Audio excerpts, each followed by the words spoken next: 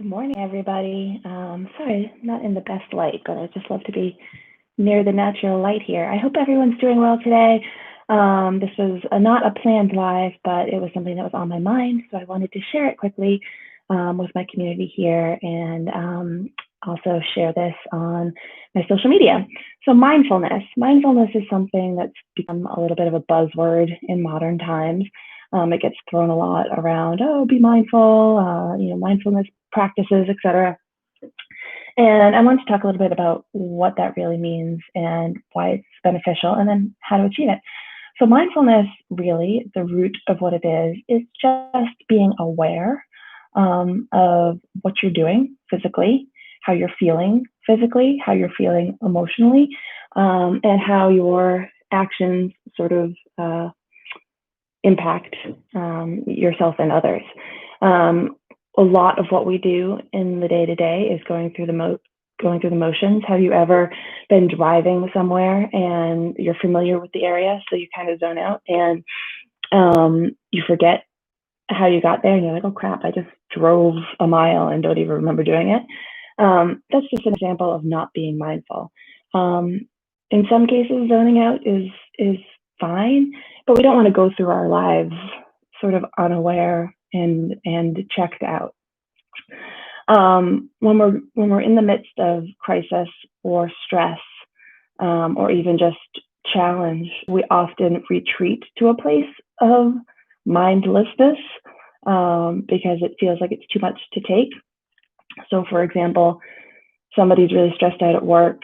They, binge watch TV at night, or somebody is, dealing with a loss or a death. So they drink a lot because they don't want their mind to turn on. In these situations, mindlessness or the lack of mindfulness feels good in the moment, but it just leads to long-term repercussions. When we're not mindful, when we're not checking in with ourselves, when we're not aware of how our actions impact ourselves and others, it can lead to a whole host of problems downstream. The primary one, just being unable to move forward, being unable to get unstuck. So you sort of stay in that cycle of just checking out.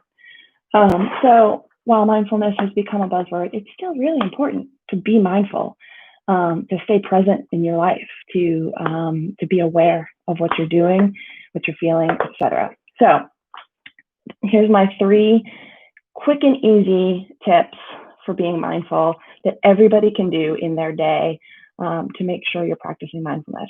The first one is spend 5 minutes every day checking in with yourself. This can be in the morning, this can be at your lunch break, this can be before you go to bed.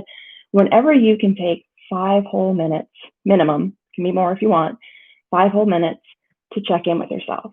You can meditate, you can journal, you can sit quietly with a cup of coffee or a glass of wine, but just make sure there's no distractions. You don't want to be listening to a TV show in the background. You don't want to have the distraction of kids or a spouse or dogs around. Be able to sit quietly and just ask yourself, what's my primary sensation right now? Am I tired? Am I hungry? Am I sad? Am I angry about something?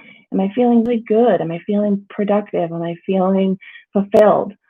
And take note of that, and take note of what you think would improve your primary sensation or help it, and take note of anything that's sort of making you feel stuck.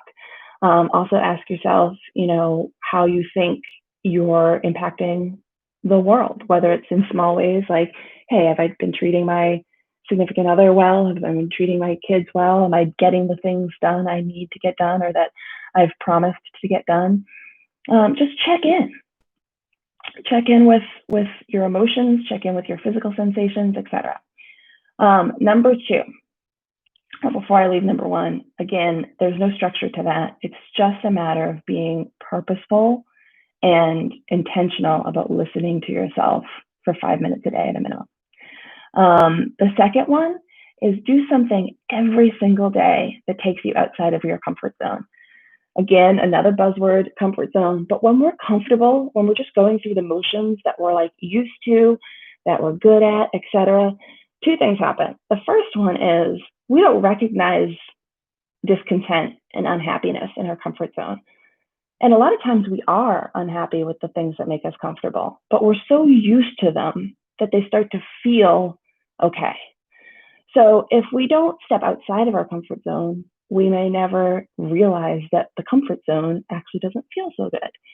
A good example of this is somebody that's living an unhealthy lifestyle, eating the wrong things, not exercising, etc.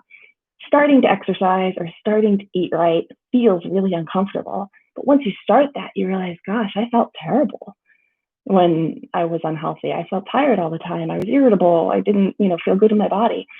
So if we don't challenge our comfort zone, we don't ever realize just how uncomfortable it really is. And the second reason to challenge your comfort zone is when we're in our comfort zone, it's way easier to zone out. So it's way harder to be mindful. If you're just used to every morning I get up at this time and every morning I do this, eat this for breakfast, and then I go to work and I do the same things and I take the same commute and I come home and the same thing happens every day until I die, you just become a zombie. So stepping out of your comfort zone can be as simple as trying a new recipe, going a different way to the store or to work, taking a different route. It can be trying a new exercise. It can be as significant as having a difficult conversation with somebody that you love, or somebody that's in your life that may disagree with you on a topic. That's a big comfort zone smasher in our current environment. So just try to do something every day that sort of challenges you to get out of that rhythm. And the third tip for mindfulness is to disconnect at night. This is a hard one, but everybody should be putting the devices away, closing the laptop, turning off the phone, and if possible, turning off the television too, at least an hour before you close your eyes. You can read, you can have a conversation with your significant other, you can find a craft to do, whatever the case may be. And if you can't do this every night, at least try to do it, 3 to 4 nights a week. Our brains are getting rewired by this technology. We're so used to, not only is the light not great for us, everybody kind of knows that, but just our brain is getting rewired by this sort of like quick flashes of information, ability to scroll through, and we're checking out. We're just kind of scrolling and checking out and scrolling and checking out. And then when we go to sleep, our brain is still doing that for a good period of our sleep time. We want to turn our brains off. We want to get good rest in order to stay present in our lives. So it's really, really important to disconnect. This is the one I struggle with the most. I'm working on it continuously, so I will be honest about that. These aren't tips that I'm perfect at in any way, shape, or form. That's why yoga is a practice. That's why mindfulness is a practice. But it's really important to try to just disconnect.